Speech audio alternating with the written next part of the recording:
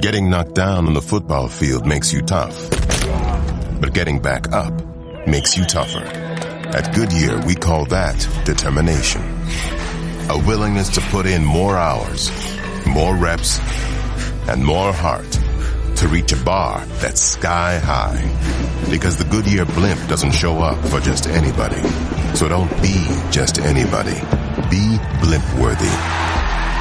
Goodyear, more driven. And now, Jalen and Jacoby on ESPN Radio. When I pop the trunk, head to death. Y'all pop the trunk, I pop the hood. Now act stupid, I'll pop the trunk. Now give me your boom. He's Jalen. First, everybody. What up, Dow? I'm David Jacoby. On the cool check-in. Center stage on the mic. And we putting it on wax. It's the new style. Uh-huh. We're Jalen Jacoby. What do we do? We get the people what they want. Where my homies? Where they at? Where my homies? Up to no good. Patrick Mahomes is clearly the greatest quarterback to ever play in the history of the National Football League. We can tell just on this 3-game sample size. He now, in this short season, is absolutely on fire. He's got Kelsey. He's got Hunt. He's got Hill. He's got Andy Reid dialing up the plays. The Chiefs look great. Jalen Rose, after beating the Steelers, defense could have been better. And with the Patriots loss, do you think the Chiefs are the best team in the AFC right now? I'll say that's reserved for the Jacksonville Jaguars, but the Chiefs are going to continue to improve defensively, and I am one of those I told you so guys. Mm-hmm. And I remember one of our colleagues, big shout out to him, Mike Sando, came out with his quarterback tiers. And we discussed them on our fine program. Mm-hmm. And you know where he had Patrick Mahomes ranked? 31st. I think he would revise that now, probably. He was sandwiched between A.J. McCarron and Josh McCown. What? Okay. And I clearly looked at their squad like, wait a minute, hold on. You got Andy Reid. He's in his second year. They allowed him to bubble all last year. You mentioned Kareem Hunt. You mentioned Travis Kelce. You mentioned Tyreek Hill. Yep. You didn't mention DeAnthony Thomas, who's also explosive. They got weapons. They have weapons. And the ball just comes out of Mahomes' hand different. Like the ball just zips out of his hands. Tight spirals. He doesn't float the ball down the field. He just got a rocket for an arm. You know who he looks like in the pocket to me? And I don't mind being this guy. Who's that? Not saying he's going to have his career trajectory. Look like Aaron Rodgers to me. He looks like Aaron Rodgers to you. Look like Aaron Rodgers. Who a lot of people think is the greatest quarterback on the planet. He's upright, his body type, the way he has to zip on the football, the way he can make every throw. The accuracy downfield. He can move with his legs. The accuracy downfield is great. And I love Andy Reid. Andy Reid's got a new toy. Andy Reid was like, you know what was fun? Alex Smith was cool. It was you know all good just a week ago. It was like, we didn't turn the ball over that much. And we had an effective quarterback. But he's like, now I got Patrick Mahomes. We can do things now. And how about this if you're Alex Smith? Just think about this. When he's done playing, people are going to look back at his numbers and be like, he was one of the better, more productive quarterbacks of his era. Oh, for sure. And he got replaced twice under the same circumstance. When Jim Harbaugh saw Colin Kaepernick could have something special. Yeah. People forget they put him on the bench after an injury during the season on a productive team and ended up going to the Super Bowl. Yep. Okay, that happened again. It ain't like Alex Smith is just trying to find a job. He got a deal to go to Washington. Mm-hmm. Okay? And so for Patrick Mahomes to perform the way he's performed has been outstanding. Him and Ryan Fitzpatrick have really just set the league on fire these first couple of weeks. I love Ryan Fitzpatrick so much. Fitzmagic is back. Listen, I'm not going to lie. I was like, you know what? I've seen Fitzpatrick do this before. Maybe that game in New Orleans was a little bit of a fluke. Maybe I've seen this. We've seen Fitzmagic have the Fitzmagical days, but he did not revert back to the mean. No. He not didn't. Against the Super Bowl champions. Fitzpatrick had 800 passing yards in these two games. He has 8 touchdown throws in these two games, and he has a running touchdown. Fitzpatrick, not only that, this is what he looked like in the post-game press conference. The chains, the chest hair, the sunglasses, the jacket. I love Ryan Fitzpatrick so much right now. And first and foremost, I have to say this because I'd be remiss being somebody that loves hip-hop and the culture before mainstream America realized how influential it was and how financially viable it continued to move the needle. There are so many people whose reputations have been cascaded for Ryan Fitzpatrick to stand at the podium and do exactly what he did yesterday, looking like Conor McGregor, and I love every second. I love it so much. And the first time I saw it, I was like, that's not his chains. This is a joke. I was like, it's funny, but you don't spend $300,000 on chains just for a laugh. No doubt about it. And here's what he actually did beyond have 2 terrific weeks where his team is undefeated. He's thrown for over 400 yards. Saints defense and Eagles defense are not bad defenses. You know what else he used his Harvard education for and his personality to do? He won over the team privately and publicly. Oh, definitely. That was a vet move. What was more impressive, the 2 games that he's won on the field or the post-game press outfit? Post-game. Really? Because here's what he did. What? I put it on wax for the fans and for the media that I can ball, and we were undefeated. But now I'm going to show y'all that this is my locker room. I'm going to walk to the podium with D-Jack's gear on and have him stand off to the side as he's been explosive the first couple of weeks, caught a touchdown the first pass against his former team. I know he's enthusiastic about the job that I'm doing. I know that Deshaun Jackson was like, here's what you do. He's like, you put the chains on, you put the glasses on, and then you got to show the chain, so zip the zipper down a little bit. And then Fitzpatrick was like, no. I'm going down to the belly button. I'm going down to the belly button. I'm going to let it out with the beard and everything. I just love it so much. And, of course, the natural next thing to discuss is, how does Jameis Winston feel about this? What's Jameis Winston thinking? Are you going to start, are you going to bench Fitzpatrick if he continues this? Well, according to Peter King of Football Morning in America, shout out. Here's what's happened. Jameis Winston texted the receiver group in a little group text, and he said, awesome game, supporting them. How do you think Jameis Winston really feels as he watches these magical performances from Fitzpatrick and watches Fitzpatrick win over the nation with the post-game press out? He's kicking himself because this is how life works, young people. You make poor decisions in your personal life that bleed into your professional opportunities. And before you know it, you're benched for the first 4 weeks of the game because of that behavior. And all of a sudden, somebody physically has taken your job that people didn't realize was going to have the ability to. And when the coach came out initially and said, there's no guarantee that Jameis will start when he returns. Now there's almost a guarantee now he we won't. know he's not going to start when he's returned. And which already was an important year because based on that level of behavior and really good, not great productivity, leads the organization now to gauge, is he worth the issue based on that level of productivity he was giving us when we see Ryan Fitzpatrick is actually outperforming him and not giving us those issues. On the other side of the ball, good news for the Eagles. Looks like Carson Wentz might be ready to go in week 3. There's always bad news for Cleveland Browns fans. There's been 2 Christmases since they won a football game. And the ending of this game was so special. Look at my man, Tyrod Taylor. Deep! Look at this. This is just a prayer. Perfect ball, perfect catch. Tie game. All you gotta do is get the extra. Oh, Zane Gonzalez. And that he had already missed an extra point. Then Zane Gonzalez for the win. Missed. To tie to take it to overtime. Missed the field goal. Zane Gonzalez missed 2 field goals, missed 2 extra points. He said it was all on him. How bad did you feel for him as you watched? I feel so bad. I'm looking at the waiver wire and trying to see when his name's going to pop up. Yep. Because that's how it works in professional sports. I was just thinking, I was like, it is so hard to lose your job in one day without breaking the law.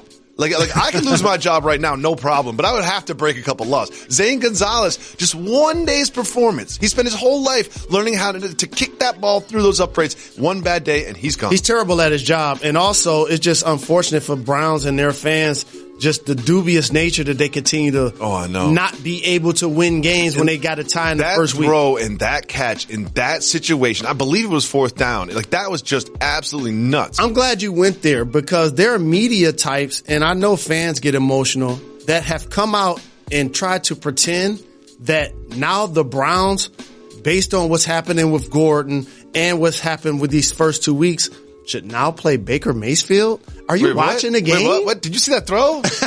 Are you watching what is happening? Oh, no. Tyrod Taylor is not the issue. I mean, look at what Mahomes is doing, dude. I always believe in rookies kind of redshirting, especially at the quarterback position. Like, as long as you guys are being effective, like Tyrod Taylor's been effective, you put him in. Nathan Peterman, not effective. You take him out and put in Josh Allen. Moving on, the Bills. They took out Peterman. Still didn't go well. They're losing to the Chargers. It's halftime. Vontae Davis goes into the locker room, puts on his street clothes, notifies his teammates and the team that he is retiring and that he will not play the second half of the football game. He released a statement saying that he didn't feel right being out there and that he is retired. Let's listen to his teammate, Lorenzo Alexander, discuss it after the game. I never have seen it ever. Pop Warner, high school, college, pros, never heard of it, never seen it. And it's just completely disrespectful. They didn't say nothing to nobody. You left? Yeah, you know as much as I know. I found out going in the second half of the game. Coming out, they said he's not coming out, he retired.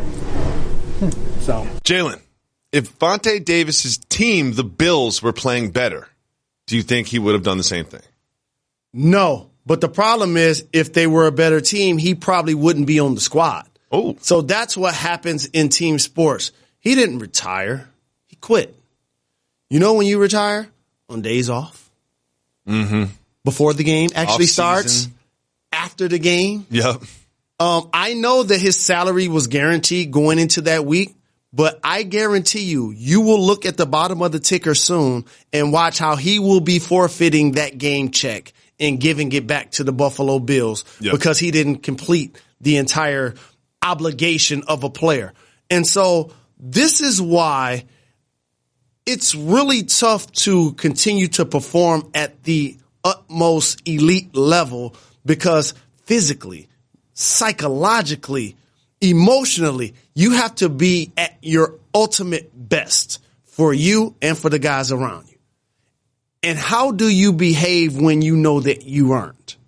That's really what that's really what allowed him to be in the situation to sit in his locker and decide, do I really want this? It feels like an emotional decision. That's the problem to me. It's an emotional decision. I'm sure that if he could go back in time, he would have played the second half and then after the game, gone to the franchise, told the franchise first, held a press conference, and then retired that way. Because now he's going to be remembered as the guy that retired at halftime. And it's two different things that take place. It's one, do I want this?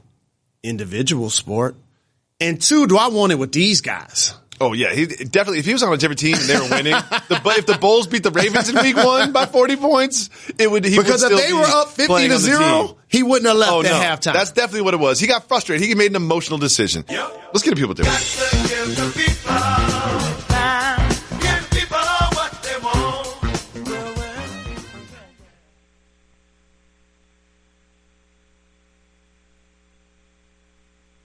Guys, let's be real. When you look good, you feel good.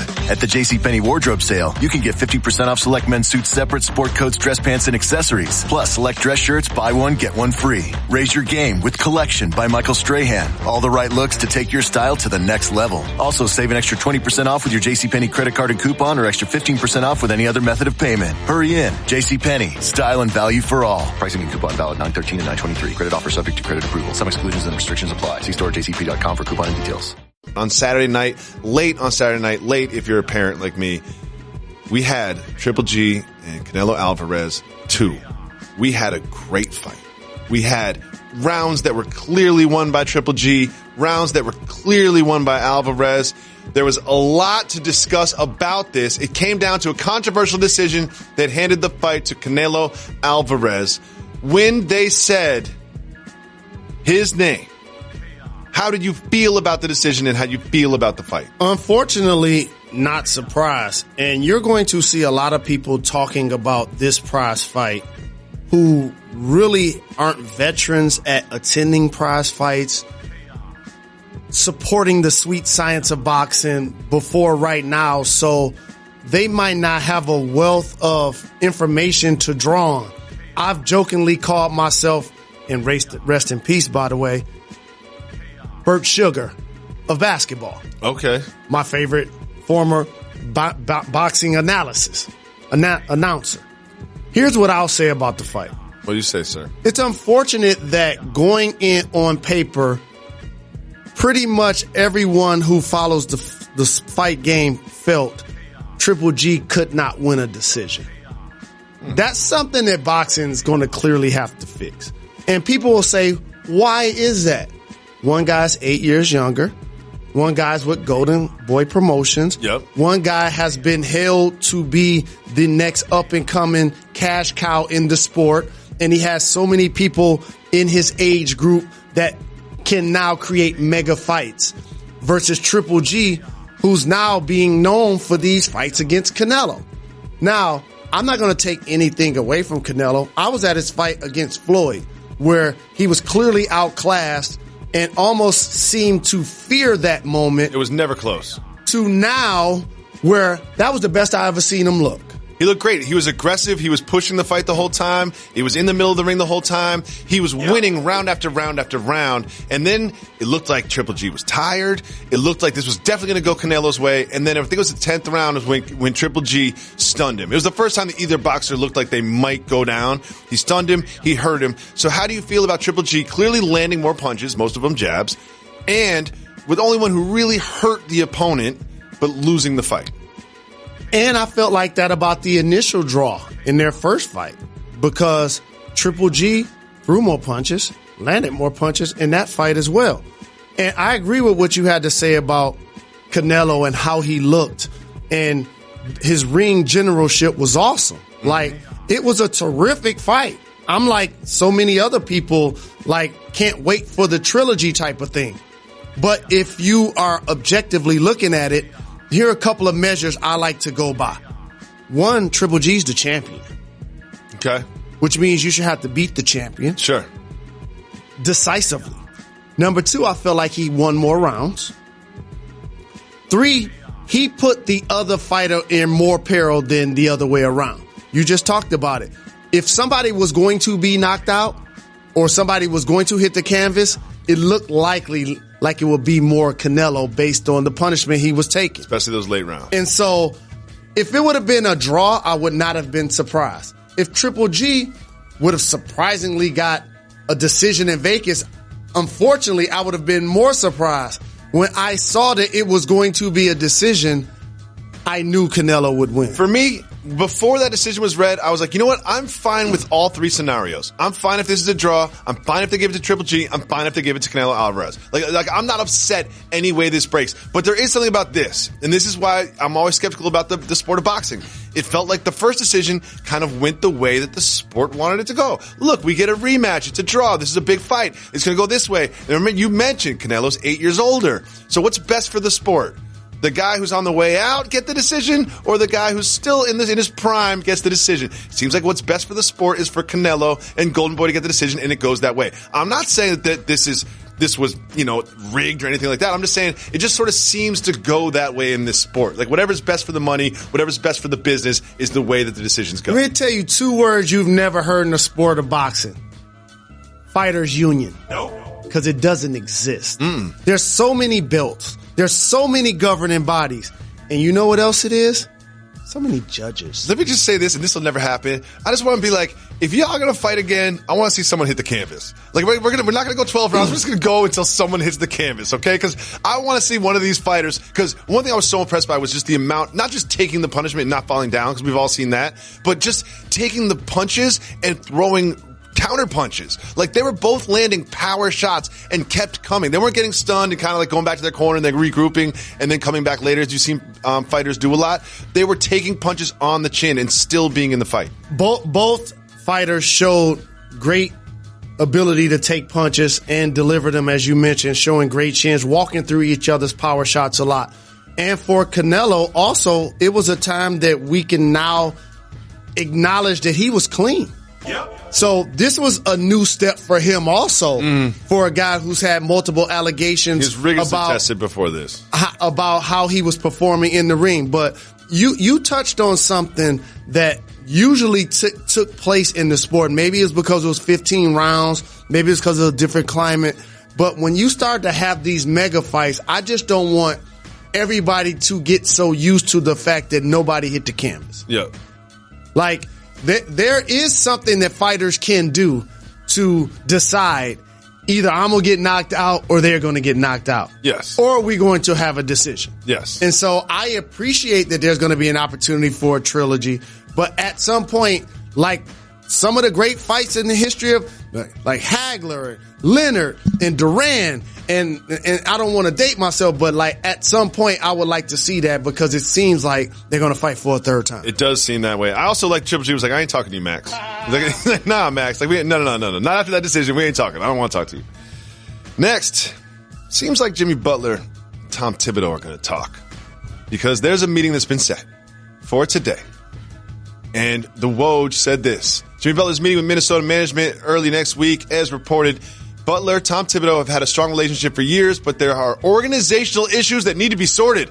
Source on the meeting, quote, whatever needs to be communicated will be. What needs to be communicated? Who called the meeting? What is this really about, Jalen Rose? What needs to be communicated and will be communicated since Jimmy Butler joined Minnesota, and rightfully so, one of the top players in the league, he's going to have more autonomy with the organization as a veteran. It's just how it works. Especially when the person that's running the organization signed a $50 million deal and is the head coach, Tom Thibodeau. Yep. And I know that he's not necessarily, quote unquote, the owner, but when you bring somebody on and give him that level of power. Who says what in this meeting? That's what that's saying. And so when the goals aren't met last year, they dealt with some injuries. They got bounced in the playoffs. Karl Anthony Towns had a dubious series barely made the playoffs against Houston. Jimmy Butler was hurt. And he challenged his young players publicly. Now, when you start to do that and Towns can get an extension and maybe they're trying to move Wiggins, he got a max deal. It creates a fracture that happened publicly that I've talked about on this program and exposes what was taking place privately. And if you're the organization, guess what you want Karl Anthony Towns to do? Sign an extension. You don't want him going back and forth in the media about shoulda, woulda, coulda with somebody else on the team. And also you hear reports, maybe Jimmy Butler would be considering leaving to possibly join LeBron in Los Angeles. And, are the young players being tough enough defensively? And so now this meeting is to say, whatever issues you have, Jimmy, with the organization, we need for you to keep them in-house because of the reasons I just said. Wiggins is on a max deal. He ain't going nowhere unless somebody wants to take him off our hands, and we want to keep Karl Anthony Towns here. If anything, somebody that's a higher power, and remember I'm saying this into a microphone, I see a scenario where we look up in a year or two and the Timberwolves either have to choose, keep Karl Anthony Towns or lose Butler and Tibbs. Interesting. Very interesting.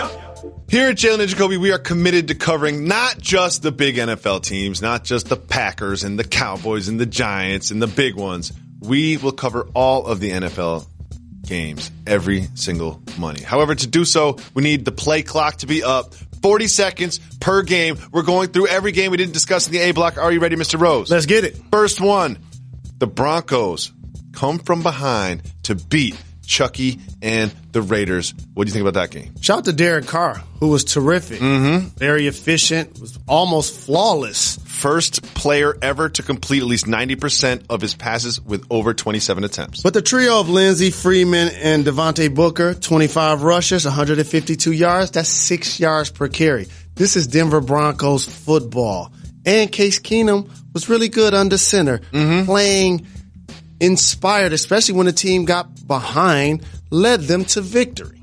You didn't think that this Broncos team, known for their defense, could come from behind, especially against the Raiders. But something tells me this is a It's going to be a down year for the Raiders. Yes, they're 0-2 under new coach John Gruden. It's not good. Shout out to Marquette King for putting out a little video after. He preemptively trolling. Friend of the show. We got to get him on. Next, AFC Championship rematch. The Patriots go down into Jacksonville, and they lose. Woo! You see that? They lose. Look at that grab. Keenan Cole's like catch. Swan and right the there. Jaguars. This one was 31-20, but it really wasn't that close. The Patriots got waxed. They did get waxed. And the story that I want people to take from this game. What's up? Blake Bortles threw 4 touchdown passes. Yes. You're going to hear a lot of people talk about this contest, but they leave that part out. Mm-hmm. And what that showed me for a Jacksonville team that we clearly know they have a stout defense, Calais Campbell, Jalen Ramsey, but when they can actually play from the front and have their quarterback not be pedestrian, and they're looking to try to secure home field advantage in the AFC, his performance like that gives them confidence. The game between two teams that don't look that good, but you're going to hear a lot about this game. The Cowboys beat the Giants on Sunday Night Football. What do you think about this marquee matchup? It's almost like a prize fight, heavyweights. And all of a sudden, like Mike Tyson said, everybody has a plan till they get punched in the mouth. The Dallas Cowboys did that to the Giants first play of the game. Eli, but first possession. You got to block somebody. Like sometimes, like you can get by with a decent offensive line, but this seems to be a real problem for the Giants. A real problem. They just couldn't get anything done. You pay Odell Beckham that much, you got to protect the quarterback. But you pay Odell Beckham to get touchdowns. He hasn't scored either game. You hope Saquon Barkley is going to get you 100 yards rushing. Mm-hmm. That didn't do it. You're investing resources into those players, which now cripples your offensive line. You need a line to get both them off. Next, you have the Vikings and the Packers. Game goes back and forth. Intense national football game. Two big teams, two of the best teams in the NFC. Ends in a tie. A lot of people questioned him when he was in Washington. And I've tried to tell people, Kirk Cousins can ball. Mm-hmm. So, I know that there are some issues happening there where that team wasn't able to achieve a level of success, but he was going toe-to-toe with a hobbled, albeit, Aaron Rodgers. And so the controversial call was the one on Clay Matthews. The Packers won this game. That call on Clay Matthews, there's a, hey, was it helmet to helmet? Nope. Did he land his body weight on him? Nope. What was it? And the referee said he lifted him up and then dropped him to the ground. No, he didn't. He tackled him. Honestly, Clay Matthews is like, I'm not sure what I'm supposed to do, and I'm not sure what he's supposed to do either. That was a terrible call. Should have been an interception from Jair Alexander. Thielen and Diggs. I love that catch. Terrific that catch combination. At the end was crazy. Next, we have the Dolphins beating the Jets. So, people are going to talk about the progress of Sam Darnold. Mm-hmm. But what gets left out is they lost the game. Yeah, they did.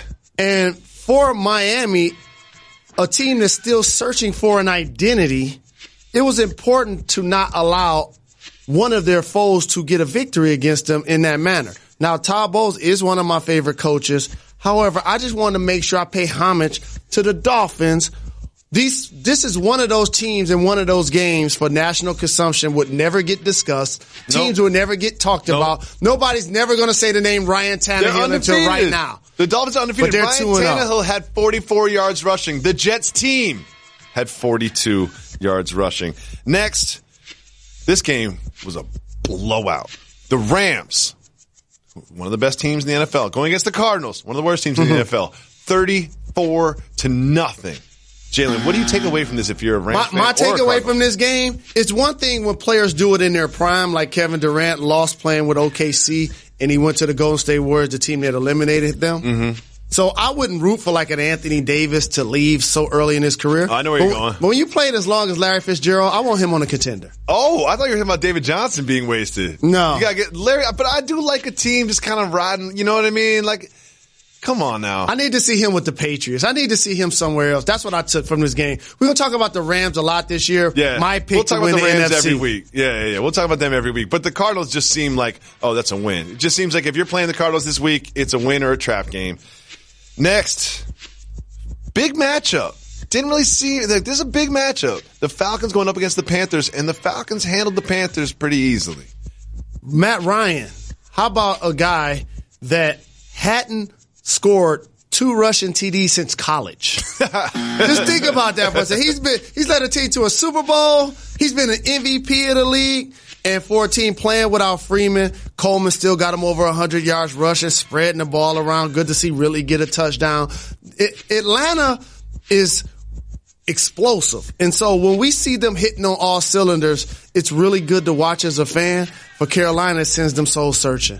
It's really important for Cam and them to get it together going into next week. Cam he's starting to get that chemistry with McCaffrey that I like. McCaffrey had 14 receptions, had 139 yards from scrimmage. Like, I think that's going to be a key to them being successful. No, Greg Olsen, moving forward. Really a big one. Oh, did you see the Lions game? They played? Weekend, yeah. They had a bye week. They played the 49ers. The 49ers. They lost to the 49ers. That didn't happen. They lost to the 49ers. Do you remember when you were talking about the Lions making the playoffs and rawr and all this? I haven't heard a single rawr. Let me tell you all something. Year long. Let me tell you what I've taken from this game. I'm listening. Let me tell you my takeaway from this game. I'm listening. The one time we could have went to the Super Bowl, this was early 80s. We just beat Washington in the playoffs. What are you talking about? The early 90s. Okay. I'm telling you, the only time the Lions had a chance to go to the Super Bowl, it was early 90s. We beat Washington, and then we played against the 49ers. We should have beat them as well. Eddie Murray played with us for 2 decades, missed like a 42-yard field goal. That's what I took away from yesterday. That's what you took away from yesterday's game. From Lions and 49ers matchup. Okay. That's what it reminded me of. Okay. This might be the 49ers' only win this whole season. Next. The Titans beat the Texans. Sean Watson doesn't look like he did last year. So those 6 games, we caught the league on fire, and then he dealt with an injury. But I want to also acknowledge the defense didn't look as stout as it should either. I haven't been hearing about J.J. Watt dominating games or Jadeveon Clowney dominating games. I haven't really heard a lot about that. Props to the Titans. Because this is one of those games on paper. We all thought they were going to get waxed. We didn't know which quarterback was going to start because Mariota was dealing with injury leading to the game with his hand, that type of thing. Playing Yo Gabba Gabbert. That's a professional Yo Gabba Gabbert W for the Titans. And it shows me one thing that can't get overlooked. They're clearly well coached. You see that fake? I did see it. Come on. You can't leave it that open.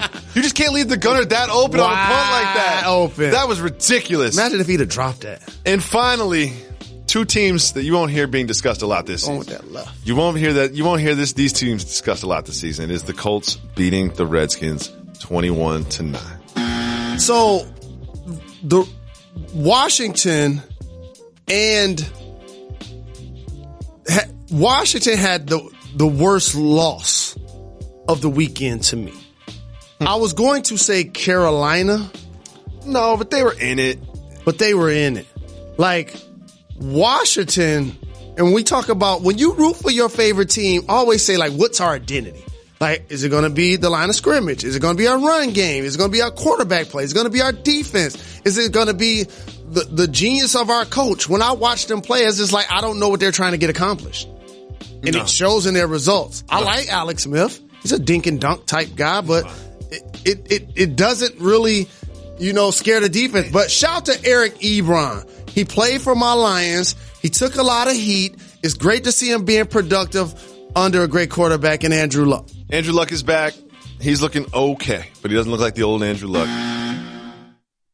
Getting knocked down on the football field makes you tough. But getting back up makes you tougher. At Goodyear, we call that determination.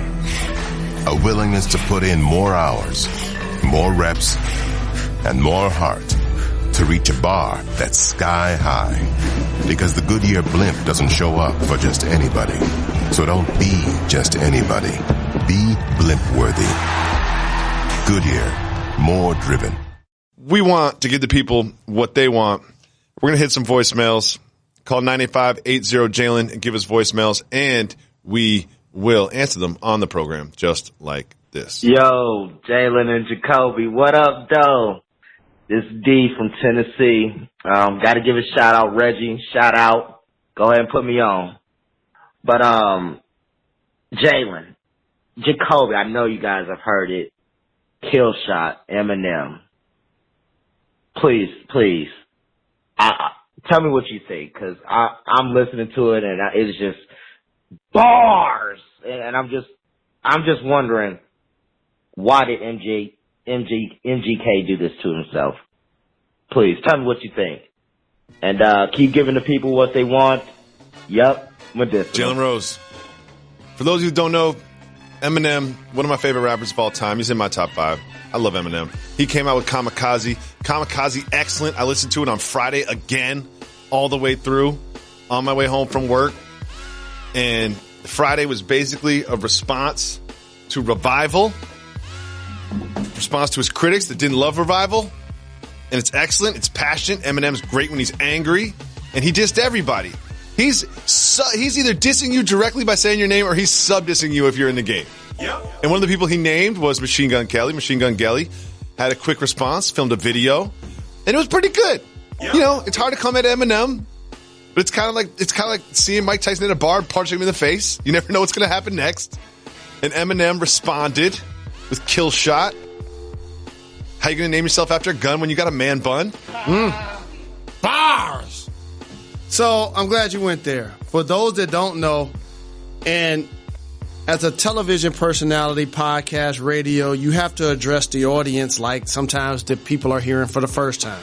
So you can't always use nicknames or catchphrases. Sometimes you have to use the first name, the last name, what makes people more popular.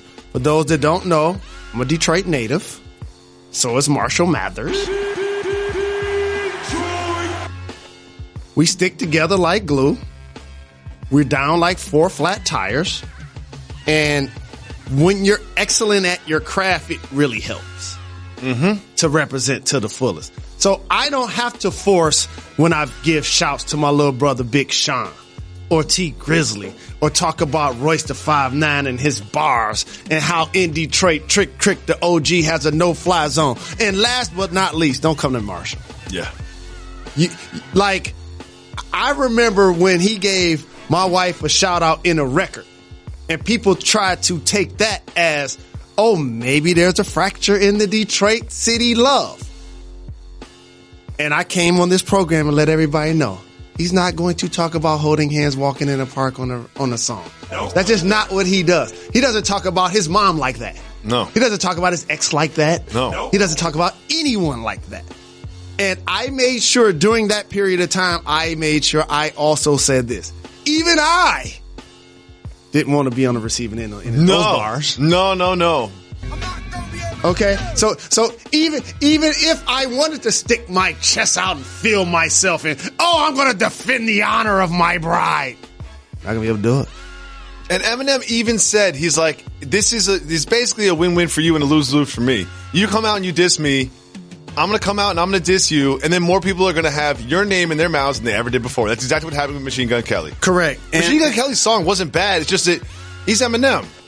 His is going to be better. David Jacoby said it on this program. There's certain people that we cover for public consumption.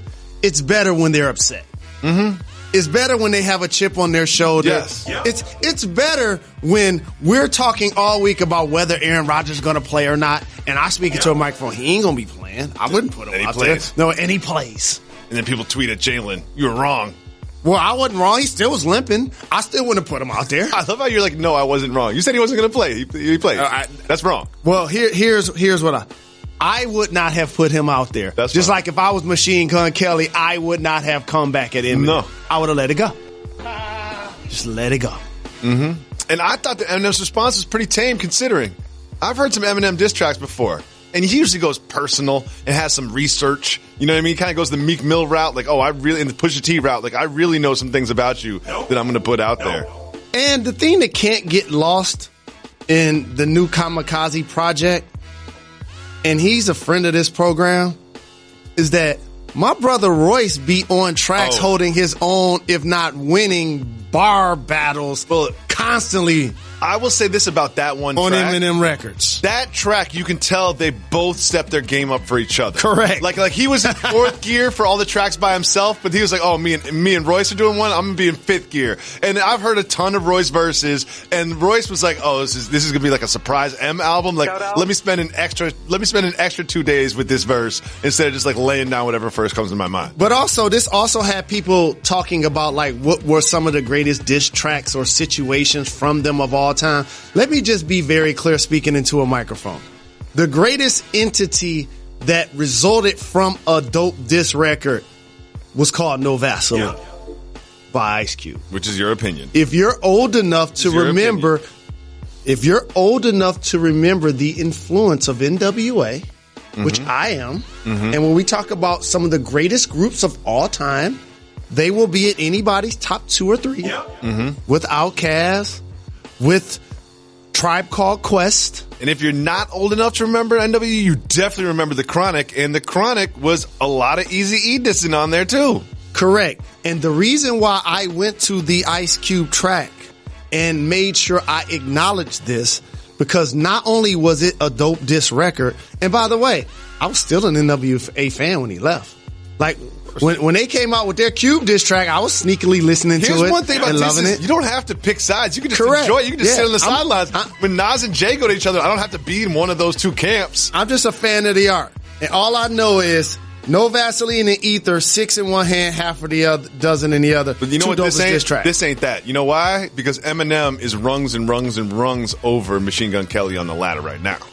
You know, I don't know what's going to happen in the future for Machine Gun Kelly, but Eminem is definitely like, fine. But he's always done that though. He's just this guy named Cage.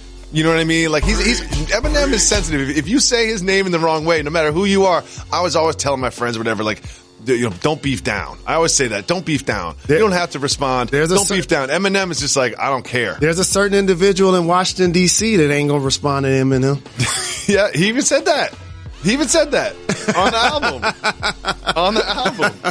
I love this album. This album is slept on. I think in today's day and age, so much comes out. You don't have to really buy it. You can have your little Spotify or your Apple Music. You can burn through albums so quick. You know, I think that albums, I used to listen to albums for months, and now I listen to them for weeks. And I just kind of think that's where we are in 2018. But I went back to Kamikaze on Friday on the way home. I remember being on the train, just went back to it and listened to the whole thing through. And it's dope. Like, it is dope. I really love that record. And if you've listened to it once and you're like, oh, that's pretty good, and then just kind of put it away, get back to it and listen to it a couple more times because it is fire. I just keep telling people, I don't want to make Eminem's album and his diss track about how Detroit, it's our turn right now, but I can't ignore it. The Lions are 0-2. The Tigers ain't going to the playoffs. The Pistons are lost. The Pistons hopefully play better this year than they did last year, but I'm just saying, for multimedia consumption and music and like, it's our turn. If that's how you feel, that's how you feel. And I ain't even shout the homies Doughboys Cash out. It's not your turn. Not really. It's Atlanta's turn. Let's be honest. Well, I got real Detroit's estate on the come up. You know, Detroit's on the come up. There's a reason you hear my brother Young Jeezy in these streets screaming, "What up, though?" And Snoop Dogg screaming, "What up, though?" That's the Detroit extension.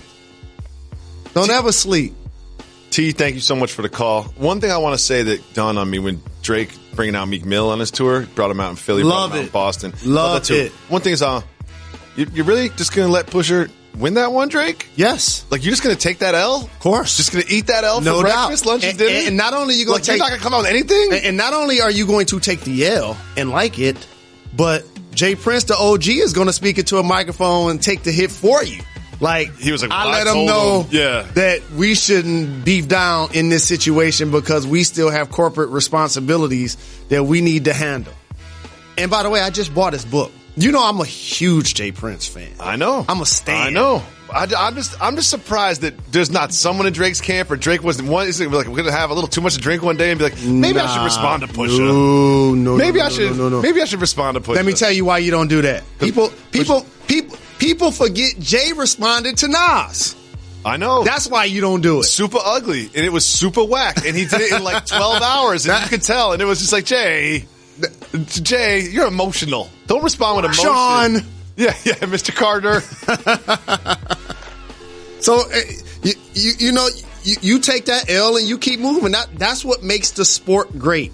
That Drake, Jay-Z can actually lose battles. Yeah, Meek took an L too. He didn't respond to back-to-back. I remember us coming on this program and having Meek days because I and you appreciate how dope he is as an MC and a fan of his music, but how the public popularity of Drake really overshadowed what was happening in their diss, that people made it personal. They were talking people about didn't even care. They didn't even care what he had to say. Here's another dude singing a chorus of one of the most popular songs from one of your favorite artists, and you know what everybody said? Oh, I don't really care. Oh, he's got ghostwriters. Oh, he doesn't write his own stuff. No big deal. Okay, I guess it's not a big deal then. Even talks about that in the album. Do you take notches off your favorite MCs or artists when you realize that they're not writing their own material? Yeah, of course. Of course. It makes me look at them different. But at the same time, I know the game. You know what I mean? Everything's a collaboration. You think Jalen and Jacoby are the only people that make Jalen and Jacoby happen? Like, everything's a collaboration. It's just a matter of how much influence that these people have. And I think that Drake, obviously, and M sits there dissing artists that have ghostwriters. But some of those Dre verses on his songs sound a lot like M's flow. A little more complicated rhyme scheme than I remember from The Chronic. You said Dre? Yeah, I'm just saying. Come on. Dre, some of you know.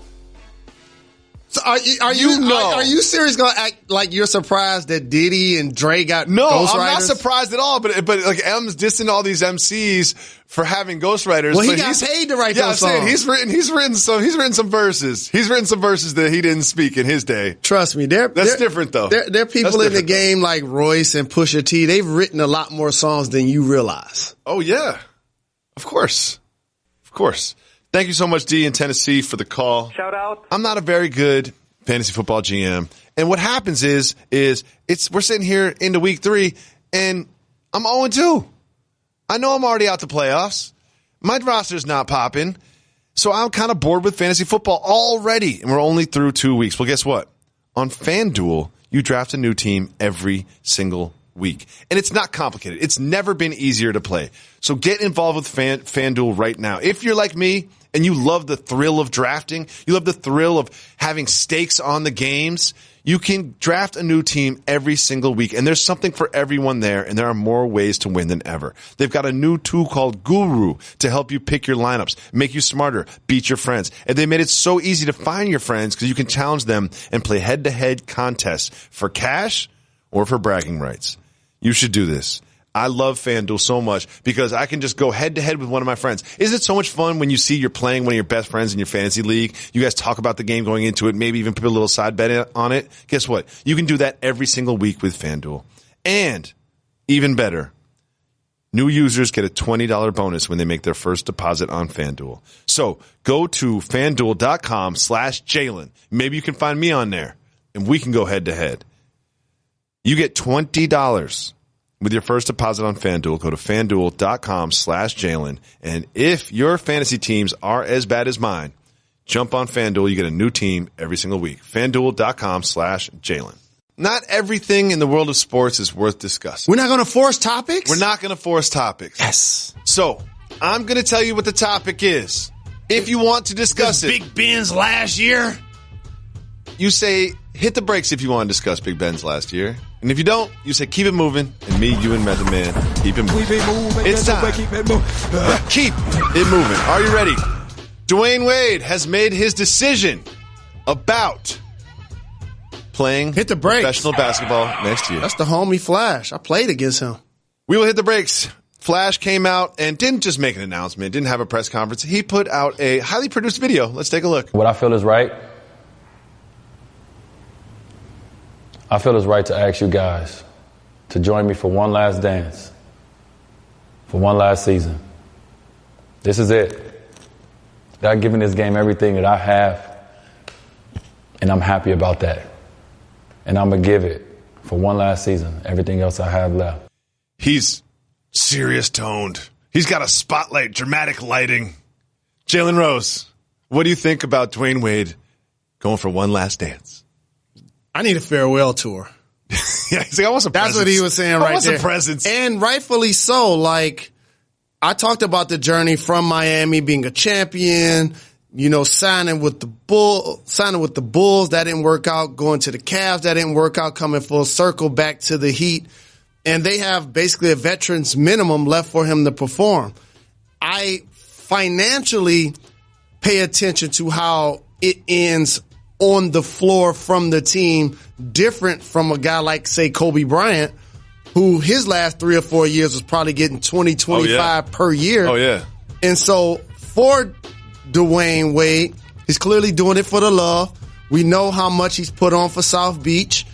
And so I applaud him coming back to a team that could use his services now. They could. He's going to be a guy that plays 20 to 24 minutes. He's going to get buckets. Going to close out some games. He's going to get a statue. He's going to get a statue. And I love watching him and Gabrielle Union celebrate. You've probably seen it, well. But do you want to discuss the non-fair catch fake from North Texas over Arkansas? Keep it moving. I was disappointed in the players from Arkansas. Okay. You know, we keep it moving. J.R. Smith has some very interesting news for Knicks fans. Keep it moving or hit the brakes? Hit the brakes. Oh, thank you very much. There's an Instagram account called Nice Kicks. I follow them. And they asked J.R. Smith what they think the chances of Kyrie Irving coming to the Knicks are. He wrote back, high. He's saying there's a high chance that Kyrie Irving comes to the New York Knickerbockers. This has me excited. Should Knicks fans be excited about this? They should be excited. Oh, talk to me. He's from the area, and he played with JR, who should have a high level of intel. Yup. And or if he's friends with Kyrie, like you and I are brothers, I'm pretty sure he got a text about dry snitching because that's what he did. Probably. And then you look at it, you got Kevin Knox if he pans out, and then you've got Hardaway Jr., you've got Porzingis. I'm going to give you a different way to look at it. They need a point guard. They need a point guard. I'm going to give you a point guard. I'm going to give everybody a way to look at it, a different way. The earth is flat? People want to be on contenders. Kyrie's already a champion. But he's shown me that he deserves a stage. Okay. That's what his game. And playing on a great team is ideal. He's going to get a chance to do that. But to have him in the Garden, the Mecca, between the legs, behind the back, there's nothing like being celebrated in New York City. Calling the There's games. nothing like when New York falls in love with you. Boston would be just fine if Ask he left. Jeremy Lin what it feels and like. New York would be great if he was able to play there. Well, Floyd Mayweather wanted to stay in the news cycle during the big lead up to the big fight this weekend. He said that he's going to rematch Manny Pacquiao. Keep it moving or hit the brakes. Floyd is family, so is Manny, but keep it moving. We're going to keep it moving. I know he didn't take Conor so seriously, and he loves when I tell this story. He was out to 4 a.m. James Harden is being investigated by a prosecutor in Scottsdale in regards to a cell phone. We've talked about this so many times already. Keep it moving. Okay. Jalen been moving up. Keep it moving. Be moving. You know, we Next, keep it moving up. Marquette King made a video about John Gruden. Friend of the program. I want to try to get him on to talk about it, but we're going to keep it moving for now. All right, we'll keep it moving. We keep it moving. And finally, Luke Walton is violating one of my core tenets. Oh, hit the brakes. I like angry Jacoby. I always say keep expectations as low as possible. Preach. Especially professionally. Hit him, David. Keep expectations as low as possible, Luke.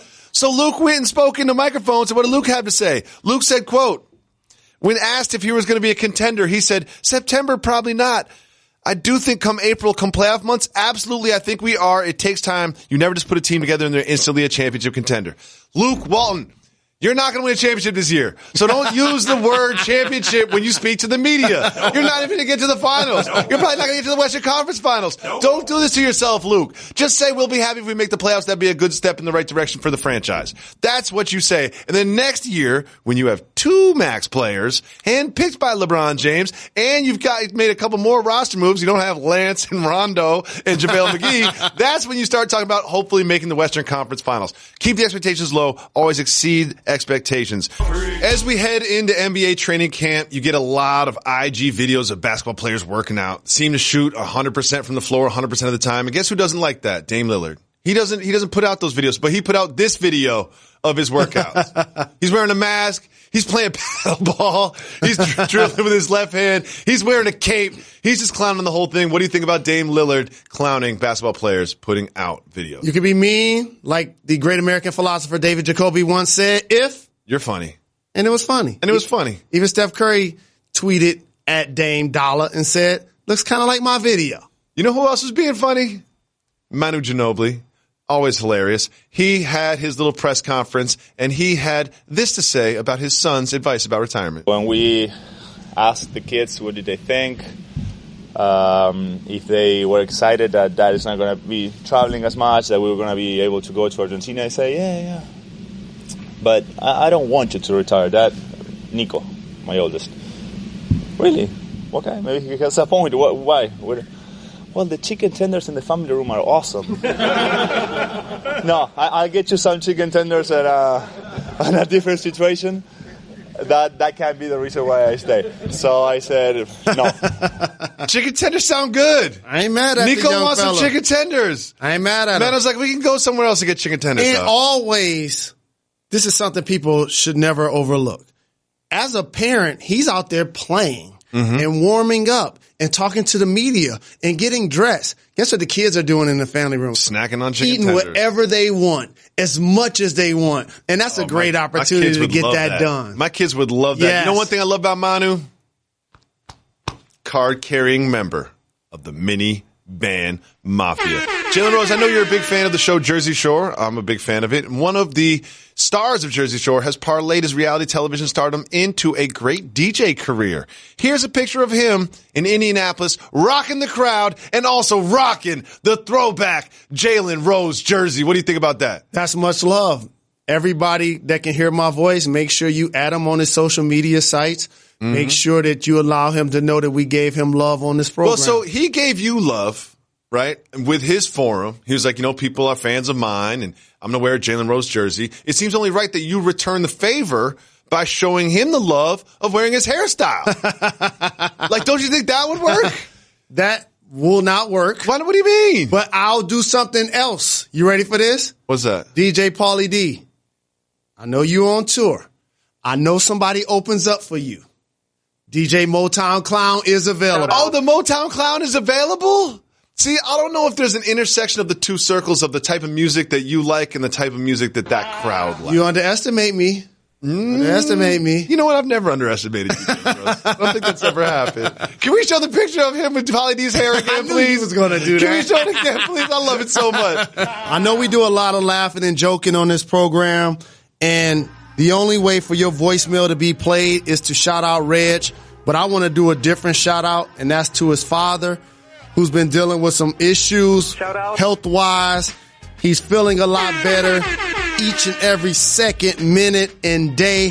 We know he's going to respond stronger than ever, rocking his Yankee cap, knowing that Aaron Judge is back with the squad. So just wanted to make sure from the Jalen and Jacoby family, we gave you some big ups, Pops. No doubt. Mr. Hooks. We appreciate our callers. We'll be taking more cultural or regional calls. We're going to make that into a TV segment. We always like it when our fans chime in. We can come up with the topics ourselves, but it's best to hear from you. The hot sauce one was fire, pun intended. So don't forget to call 98580-JALEN. And ladies. Hey, ladies! We need you every Wednesday. We do Women's Wednesday on Jalen Jacoby, so we need your voicemails. Call 98580-JALEN and leave us voicemails. Ladies, make sure you give Reg a shout-out, and you will get on the show for sure. Shout-out. Right now, we're taking all callers like this one. What up, though? It's Big O from T.O. dropping y'all a line. Shout-out, Reg.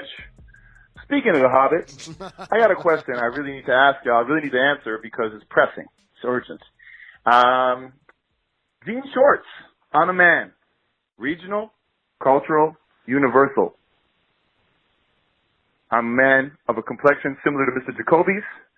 A girlfriend of mine, not the complexion of Jacoby's, says it's cultural.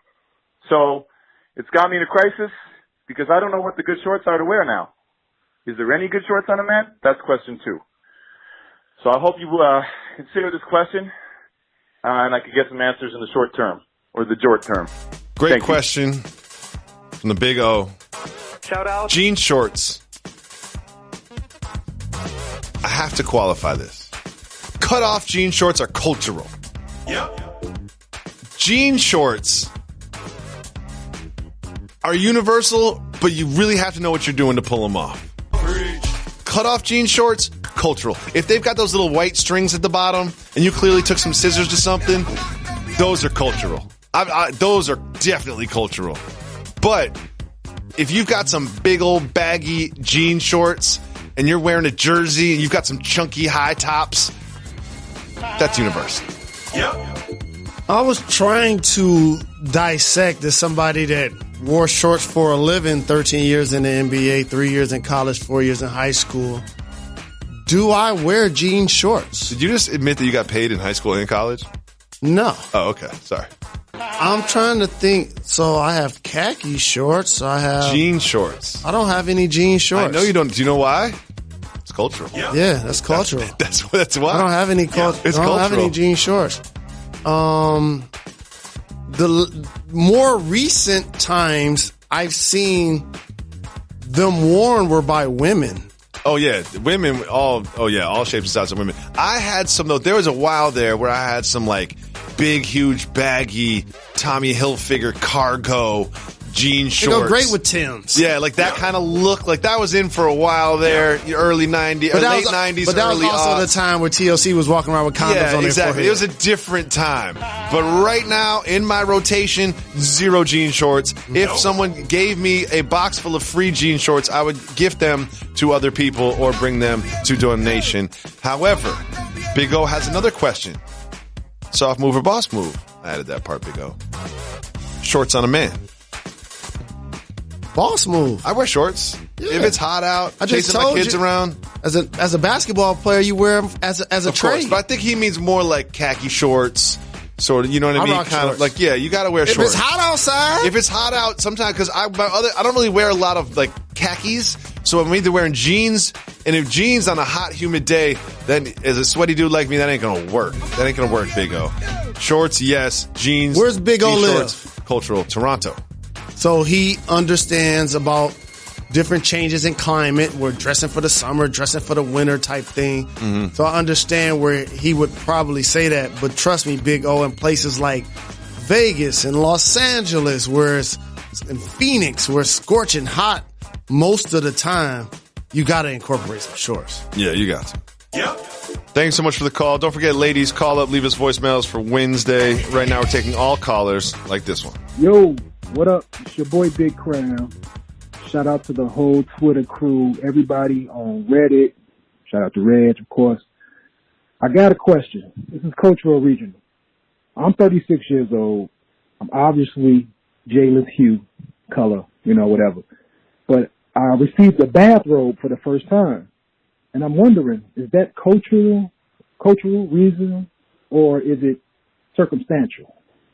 Because I can't stay out this robe. I wear it every time I get to take a shower now, a bath, the robe is getting on my back. So I need to know, is it cultural, regional, or is it circumstantial?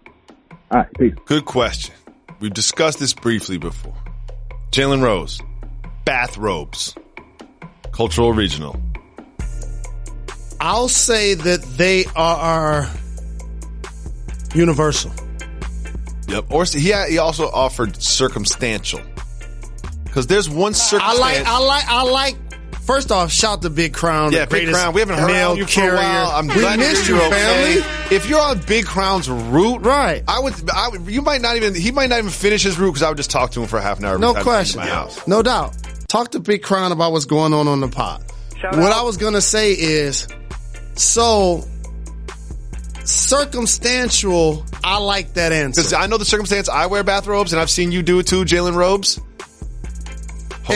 Hotels, when you provide me a free robe. I do not wear a bathrobe at my house. You could buy me the nicest bathrobe in the world. You can put it in my house. I'm never, ever put it on. But I don't wear it around the house. And this is... under what circumstance are you wearing bathrobes? Like what time? Is it morning? Is it night? I'll tell you, because this is what he means by circumstantial. Maybe like after a night shower? This is what he means by circumstantial. Because...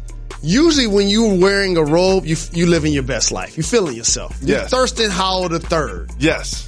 You youngsters Google that. You probably don't even know what show that reference is from. Great rapper too, by the way. Low Lifes. Oh, good point. And so Gilligan's Island was the show. And so usually when you're wearing a robe, it's almost like prosperity. You're feeling good. Yeah, you're feeling That's yourself. That's why I like the hotels. Like the late great gentleman from the Playboy Mansion. Hugh Hefner. Yeah.